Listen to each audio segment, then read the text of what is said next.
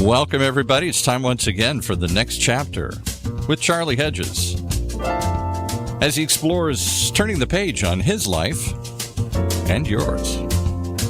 Hey, Charlie. Hey, Paul. What a fun show we have for our listeners today. My guest, world adventurer Alex Yost, takes us from living the high life in Medellín, Colombia, of all places, to exploring new species of life in the Galapagos Islands, and then how he founded a business for transporting priceless artifacts for the richest of the rich. And in the midst of all of this, Alex reveals that how through these adventures he has attained a peaceful inner life filled with deep spirituality. So, let's join the conversation as we take a look at the world according to Alex Yost. Alex Yost, adventure extraordinaire. Welcome to the next chapter with Charlie. Charlie, what a pleasure. Always great to talk to you, my friend. Yeah, it is. You know, Alex, I was thinking about it, and we met 5 or 6 years ago when your nephew, Ryan Buchter, and my son were playing baseball together for the San Diego Padres. Now, neither one plays for the Padres. Where is Ryan now? Ryan is with the Arizona Diamondbacks in spring training right now. Austin's with Cleveland, and he played San Diego today. Oh, that's funny. In spring training. Yeah, he had a great game. That was good fun. Now, at the time we met, you know, I thought you were a real estate guy, and because you were doing real estate in the Phoenix area, and even back then, my wife and I were thinking of moving to the Phoenix area, Scottsdale area, and we're still considering it now, but you were in real estate, but that wasn't for a long time, was that? Well, Charlie, I had my real estate license for quite a while, actually, because I had some properties that I wanted to sell myself. So for me, it made sense to pay $400 and not have all those commissions when I'm selling properties, right? So, well, this morphed into a career because I had just been around the Phoenix area, Scottsdale area, and I just knew the lay of the land. I had great contacts, and just sort of naturally was a good place for me to be at that point in time. But shortly after I sold everything in Phoenix and in Scottsdale, and I traveled, and I've been traveling, and I've done that. I started the traveling bug back in the mid 2000s, but really since 2017, I've lived out of the country longer than I've lived in the country, with the exception of last year, of course, because of the world events, as we all know.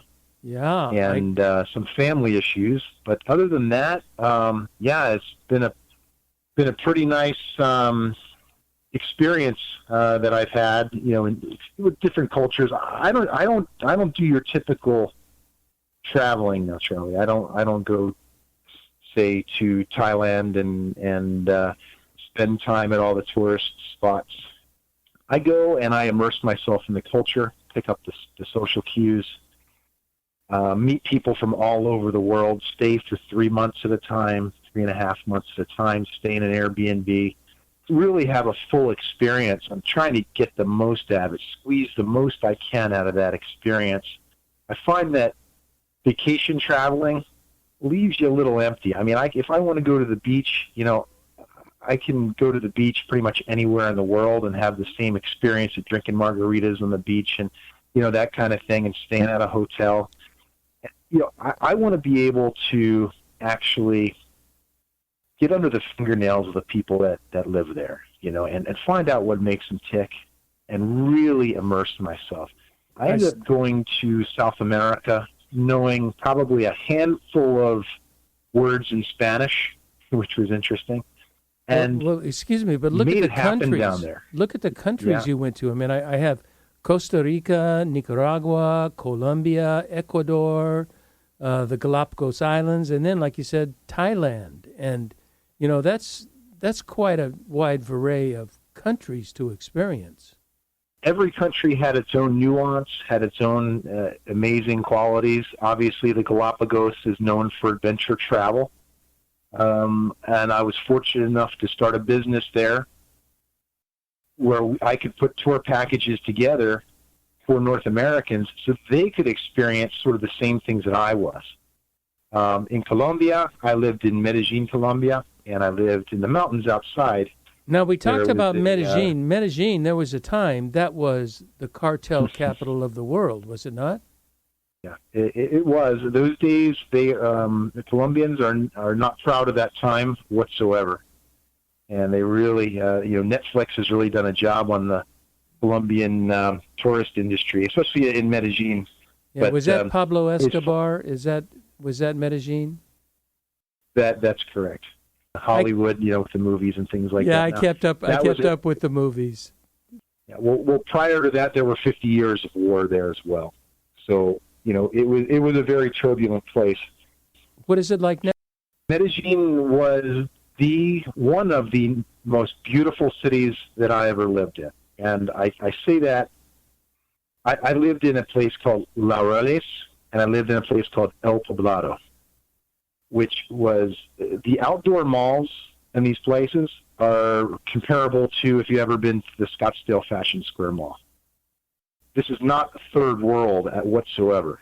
The movie theaters there have reclining seats and waiters, just as you would have, in any modern city here, upscale.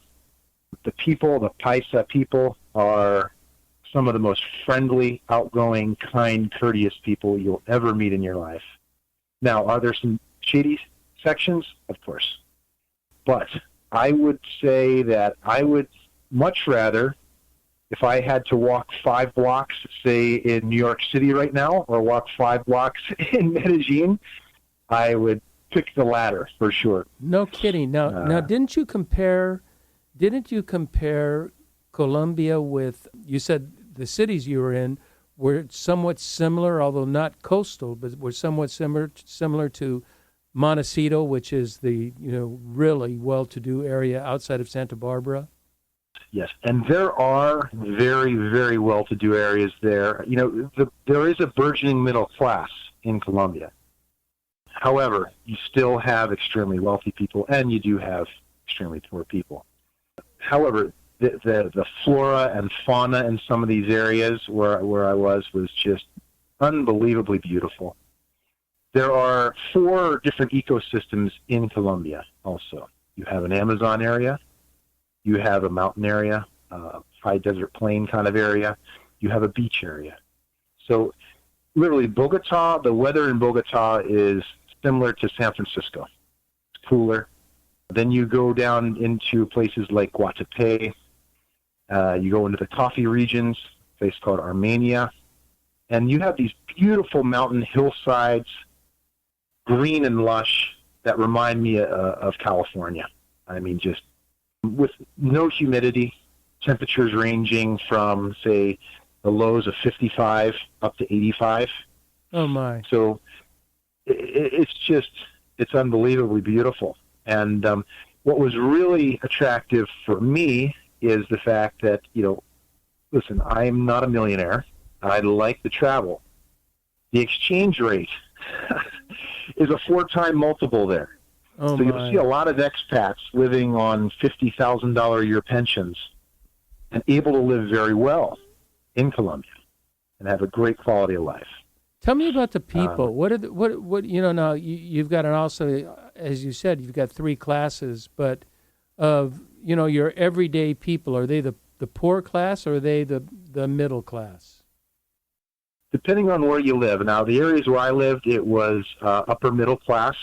The education system there, what I noticed is not like we have in the U.S. in the fact that right after high school, the career path was going directly into your field. So there wasn't necessarily a system of 4 years where you get a bachelor's degree and then go to graduate school. It would be high school and then going in to become an engineer or to become a lawyer. Sort of like a high-level trade school. Correct. That's exactly a good way to put it. So what I would see would be people with multiple degrees, highly intelligent people from really, really nice families that were working really, really hard and living by our standards, would be a very middle-class existence. So it was really interesting to see the level of education versus what people were actually making there. Were they friendly? Were they friendly to the United States people, or is it one of those kind of anti-United States countries? No, they love us, Charlie. They see us as the catalyst for getting rid of Pablo Escobar, especially in Medellín.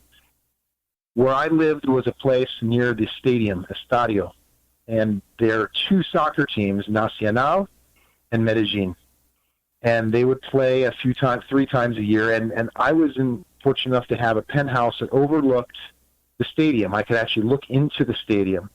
And you're not wealthy, and you have a penthouse overlooking the stadium? Well, if I told you what I paid, you would be very, very surprised. That's the exchange rate leverage we're talking about. Yes. So it's pretty cool. But I couldn't walk down the street, Charlie, without somebody saying, "Gringo, ven aquí." And all of a sudden I'd come over, and there would be a shot of, they call it aguardiente, or guaro. It's kind of a liqueur, kind of like Sambuca. I could be in my gym clothes, walking my dog, and I would go over, and I couldn't escape, someone coming over and trying to talk to me. Outdoor cafes, the weather again being so perfect. And there's patio restaurants everywhere, cafes. Well, you've just very social atmosphere. You've just put Colombia and Medellín on my list of places that I want to spend some time in. You know what I'm curious about? What I really would love to talk a bit about, because I think a lot of us here in the U.S. are really curious about the Galapagos Island. It is the islands. They're so strange, so mysterious, and to us, I don't know how true this is, but they seem to be sort of the epicenter of evolutionary development, and so lots of keen science that's going on there as well. Tell me about, what was your experience like on the Galapagos Islands? Well, to your point, Charlie, there's new species of marine animals found every day there. 360 plus marine animals, new species found there a year. No way. Pretty amazing. Are they marine, or are they on land? No, this is the underwater stuff. These are the new seahorses, or the new variety of sea cucumber, or whatever there is. It is absolutely an amazing. What you have is a confluence of the currents there, cold currents from South America, and then the warm currents around the equator. And these are volcanic islands, and it is absolutely incredible. When I can't even describe to you, when you see an iguana that actually swims underwater and is eating algae, and then comes up and then lays and suns itself. When you go and you snorkel with sea lions that maybe have never seen a human being in their life, and they're coming up, and they're more inquisitive than a human being is. When you're snorkeling with these things, they'll come right up to you and say, "What the heck is this thing in front of me?" You can't even describe the experience. It's very rustic. You're not going to have the four seasons there, so you need to be ready for that, obviously. But I say, what a bummer, no snow.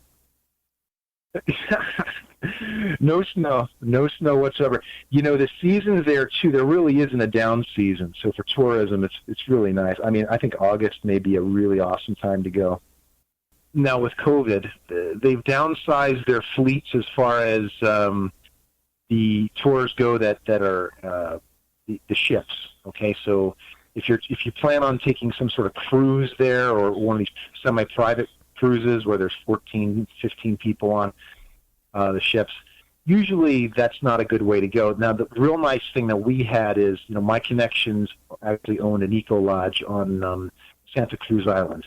And so what we were able to do is fly people into Baltra Island, which is right next to Santa Cruz, stay at our eco lodge, and then do day trips. So a 2.5-hour boat ride on a 42-foot boat, which is kind of like I'd say a fishing boat with benches on it almost. Yeah, that's a good-sized boat. A 42-foot boat is a good-sized boat. Yeah. And you get out to the different islands. Santa Fe Island is where I saw the sea lions. That's where I had my interactions there. What I really like about the islands is that everything runs like clockwork.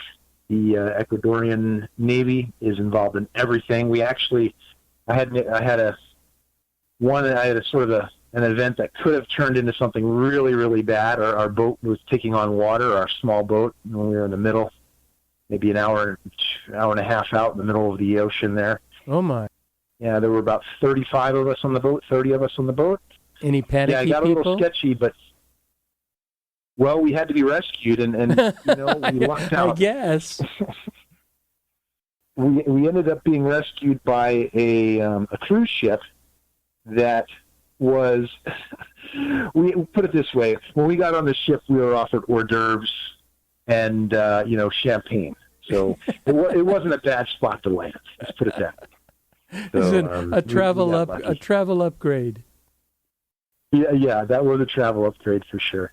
But these are the fun things, and this is what makes the experiences so rich. And especially going to these places, none of these cookie cutter vacations where everything flows really well.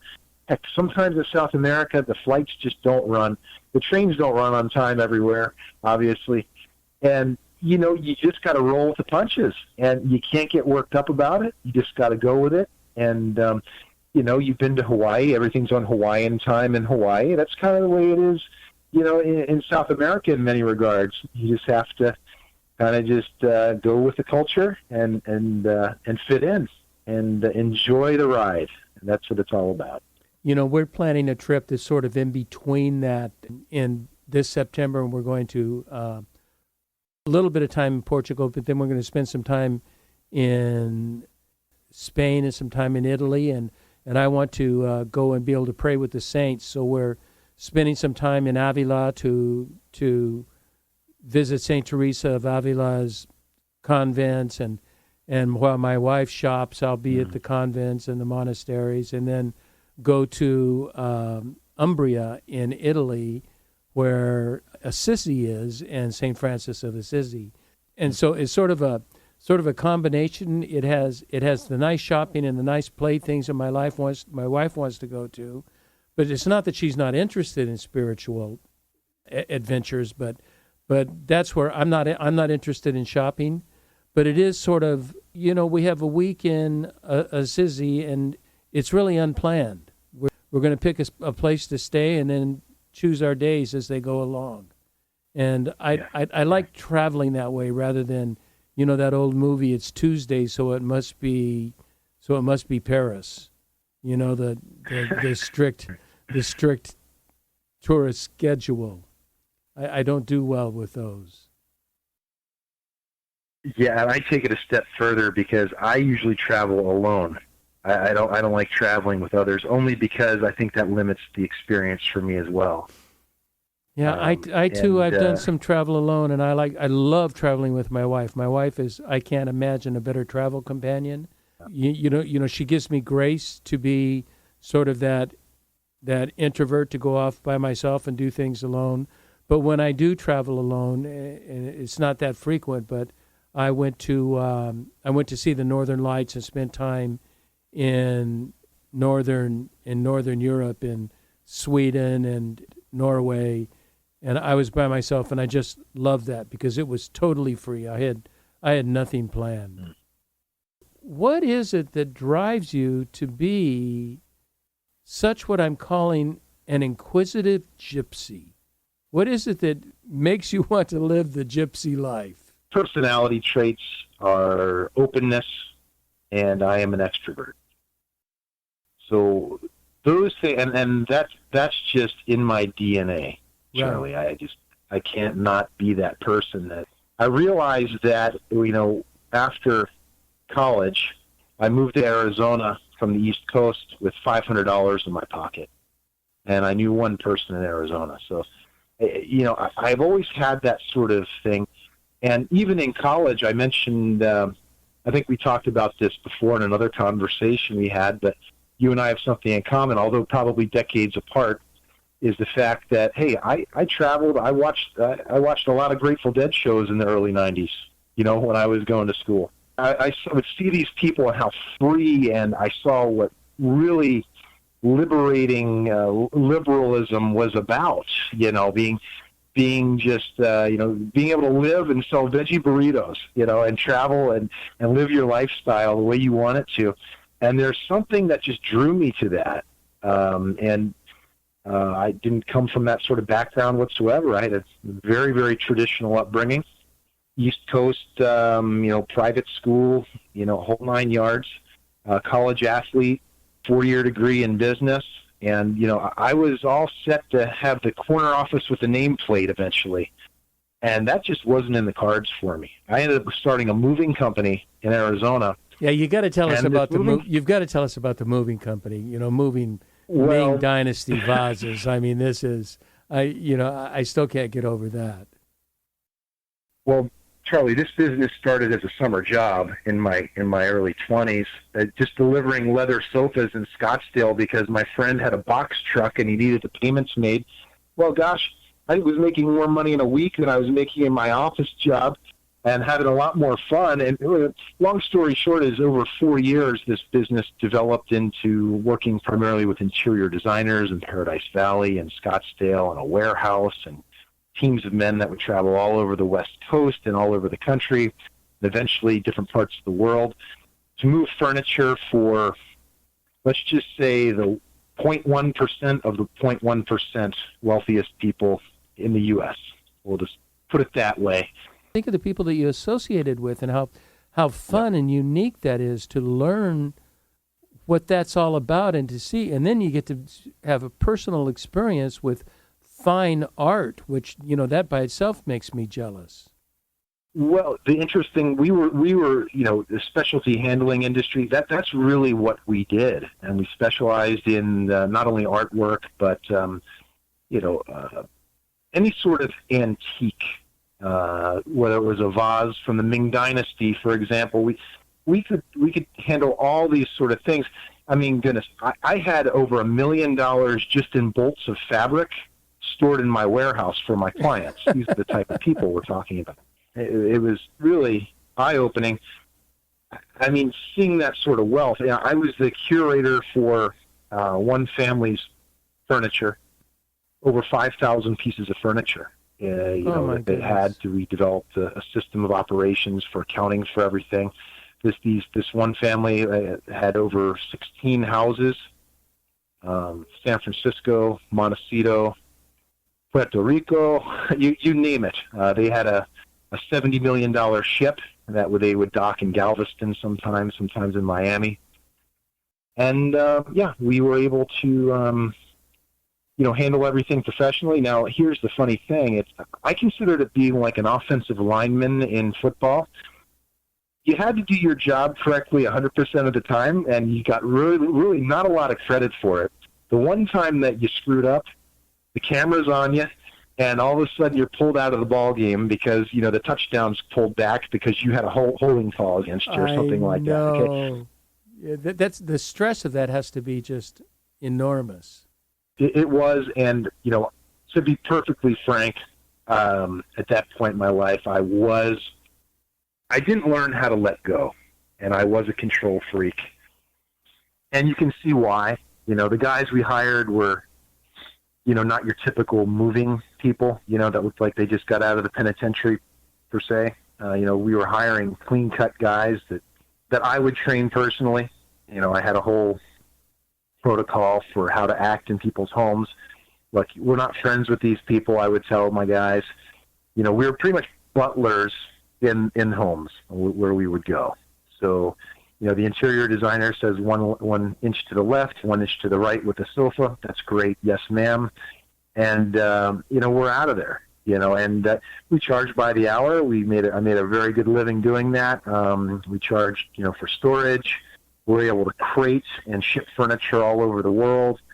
But it got, it depends how you quantify success coming from, a guy that had really nothing, almost living out of his car, to, being able to accumulate, something and being very proud of that, but still feeling empty. Yeah, it feels like and not feeling like I really had this material success, and granted, we're talking, again, I'm not talking,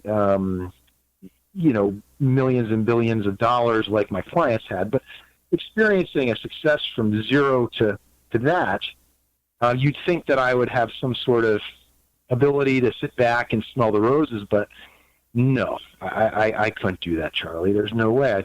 I started getting into Muay Thai and mixed martial arts and physical training to where I'm, extreme hiking, all kinds of different things to kind of push myself, and still feeling empty, And so I realized that it's a spiritual thing for me.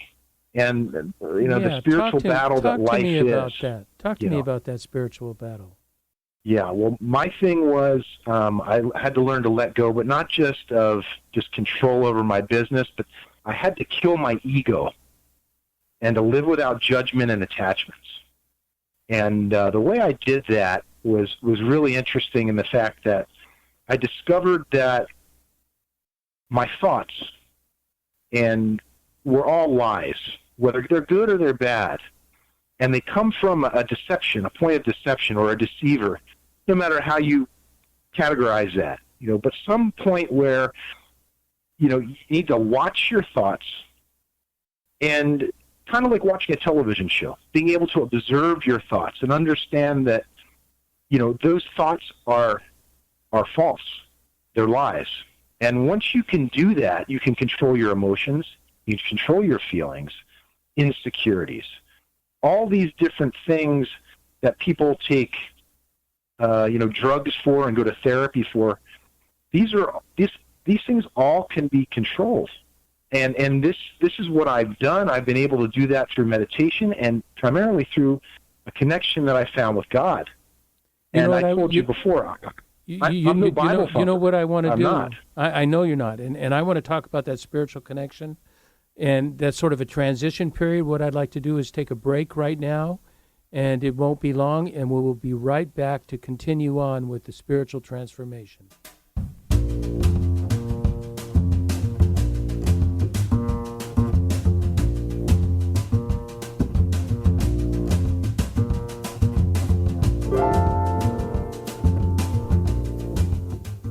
Hi, you're listening to The Next Chapter with Charlie Hedges, and my very special guest, as I called him, the adventurer extraordinaire, Alex Yost, who has lived in several countries, had several different jobs, is never stuck in one place, and now he's alluding to the idea that there is a deeply spiritual connection to his wandering and to his learning, and I want you to continue on with the spiritual disciplines, the idea of good and evil, right and wrong, and what your spiritual connection is all about. Alex, would you tell us more about that? I certainly can. Yeah, what it boils down, Charlie, for me is with all the traveling and the different things that I've done, experiences I've had as an entrepreneur, still feeling empty. What I learned was that by looking within, I found the kingdom of God. And the kingdom of God is within. And the material world, I'm able to overcome anger and resentment, and the material world would just put me back into these realms of worry and anxiety and things of that. So when I can detach from that, I am able to become a beacon of goodness, I would say. And I'm able to understand that the light of God works through me. I'm just a human vessel. And I think that we're just spirits in this world, experiencing a life, but we are spiritual beings. We're muscle and bone, all that kind of stuff, obviously. For me, it became very, very real. I forgave my mother, forgave my father. Not that they were evil people, but for me, that I found the problem that I was having in my life was that I had this anger inside and this resentment. My mother turned me away from my father, And my father didn't protect me from my mother.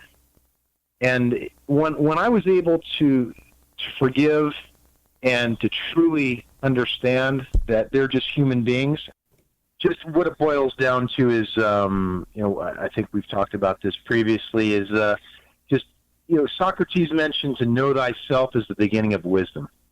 And when you can really unpeel the layers and see what's going on and within yourself, and the only way to do that is to really be honest and to live in the truth. And the way I came through that is to understand that observing your thoughts and understanding that where stress comes from and where all these ideas come that lead to negativity in your life takes you away from, and taking these items that take you away from God, take you away from channeling God's love and wisdom in your life, really can set us free. Just that understanding can really set us free from things that stop us in life, from moving forward, free us from emotional worries, stresses, anxieties. And everything I realized came from resentment and anger. Really? Now, my heart is not filled with any of these things. I equate sin and falling short. Everything stems from resentment and anger. Yeah, I can identify with that. I think everybody's core, each of us have a different core that takes there. I take it, for me, it's not so much resentment, but it is abuse and neglect. And then I didn't so much resent that, but I just felt the pains of it and the difficulties of it. And I had to look at that through different eyes. What's really amazing me is what you're talking about. The spirituality you're talking about is exactly, it's very, very close to what's known as Christian mysticism. And the mystics all talk about abandoning the ego. They call it abolishing the ego, getting rid of the small self, the egocentric, selfish, I need to take care of myself, small self, in order to give room for the larger self and the larger entity we call God to take that space. And those are the kinds of things that you're talking about. And I love the Socrates quote. To know thyself is the beginning of wisdom. Saint Teresa of Avila writes about that a lot. She talks much of her writing is talking about self-knowledge. And through her 7 mansions of prayer, that each mansion you are going deeper and deeper into self-knowledge. And as she and St. John of the Cross will both write about abolishing or annihilating the ego. So these are biblical truths, these are world truths. I think these are life truths. No matter what theological perspective from which you approach them, they are life truths because other religions focus on them as well. Yeah, even Eckhart Tolle talks about living in the now and the present. Yes. And, when you meditate on in God's Word and you're able to be still and know, you're able to live in the now. There is no past. There is no future. There is just this very moment. And that's when you connect with God, in my opinion. That's when I do. That's when I find my connection in my mind's eye. A spiritual teacher, if I may, a spiritual teacher loves to take the mantra that takes him into meditation. Is he repeats this mantra: be still and know that I am God. Be still and know. Be still. Be. You just take each one of those in successive steps, and those mantras take him into a place, into a meditative space. And that's exactly, I have my tools to do that, that I've sort of developed, and just through teachers that I've run across. And yeah, that's exactly what I do every morning and every night. And when I do that, it seems like my world comes together. I don't have aspirations, Charlie, to really do anything except be And what I've found is that things come my way now. I don't force them. I don't worry about things. And I'm meeting amazing people. I'm interacting with not only just successful people, but really people people of character that I can really learn from in a lot of ways. I have job opportunities coming my way now. I have, I'm living in Tampa, Florida now, exploring a new existence here, and just really excited to wake up every day, kind of like a kid on Christmas, waking up ready to seize the day. I've never heard anybody from Tampa, Florida saying, I wake up in the morning thinking about seizing the day. That shows a little laid back here.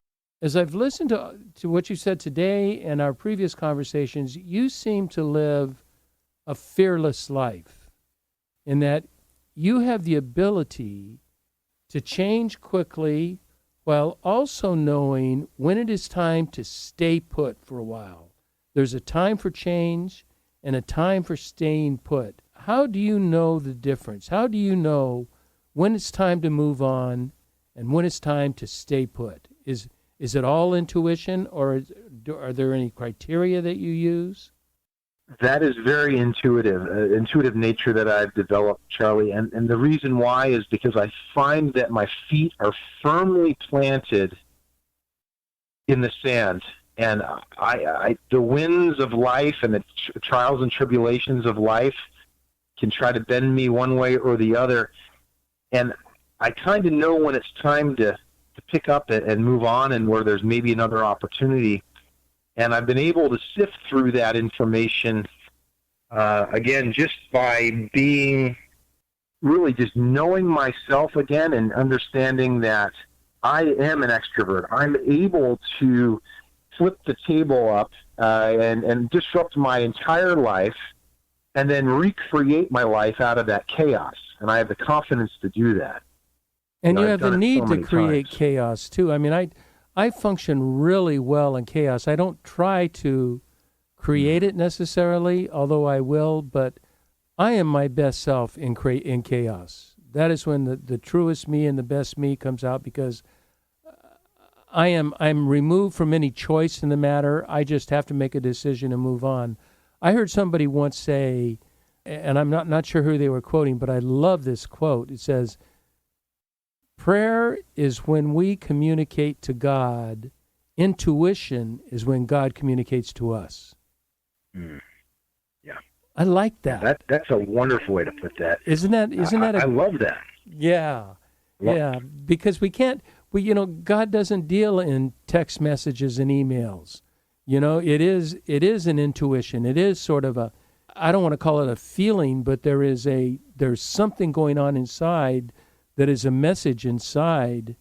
And unfortunately, because of our American ideals and the standards that we live by, we sometimes are fearful of living out that intuition because it could threaten our safety. And that is one thing that really we cling to, is being safe. And so it's like someone being in an abusive relationship, and I often say that someone will stay in an abusive relationship because a bad known is better than any unknown. I'm so fearful of the unknown, but at least I can predict the bad known. And what the life you live by is a bad known. It's time to make a move. That's it. And I consider myself a rugged individualist to the point where historically I look back, my goodness, our ancestors came here and overcame so many odds. You look at it, the lifespan at the year 1900 was 46 years for a man. I mean, we've almost doubled that now. So you're right. Maybe there is a little bit of softness. Maybe there's a little bit of, anxiety for change, because we have this soft existence. And I think that is an issue also is in my opinion, is manhood and what defines a man now, and what level of of tolerance for enduring do men have now in society? And that's a very, very important thing to know how to do, is to be able to go through the struggle and not complain about it, and just wake up every day and chip away and work hard and try to get to the next level. And, good things happen for people who take chances. And I'm a firm believer in that. And so I'm not afraid to do that, Charlie. And you know what? If I do stumble and I do have a setback in some capacity, I consider it a learning experience. And again, you understand where I'm coming from with the realizations that I've had through the traveling and things like that. But when you lose the ego, then you're not worried about what other people think. You're not worried about who's going to judge you for this or for that. You just pick up the pieces and you go. And it's not a hard concept. The journey is really not that difficult if we can get over ourselves, in my opinion. I love that. You know what because I so agree with so many things that you had to say there in that last bit. And here's the way I want to close our podcast. I'm going to ask you a question that I've never asked anyone on the podcast before. And you may have just answered it, except I'm looking for sort of a succinct, Tim Ferriss's, what do you call them? Not bulletin boards, but you call, what are on the freeways? Billboards. Yeah, billboards. He said, what was your billboard statement? And so I'm not looking for a billboard statement, but here's my question that I really want to know from you. If you had one personal truth that you feel everyone should know or practice, one personal truth that you feel everyone should know or practice, what would that be? Charlie, it's always very difficult for me to to be a person that can describe things in less than 2 sentences, but I'll do my best. I think that God speaks of the truth, and the truth sets us free. I get it. I love it. Alex Yost, what a charming treat. Thank you. Thank you so much for spending time with me today. It's been an honor. The honor is all mine, Charlie. I really enjoyed our conversation, and thanks so much. Thank you. And I also want to thank our listeners for tuning in to the next chapter with Charlie, and please be sure to check us out at the website, thenextchapter.life, Life. And until next, this is Charlie Hedges signing off. Bye for now.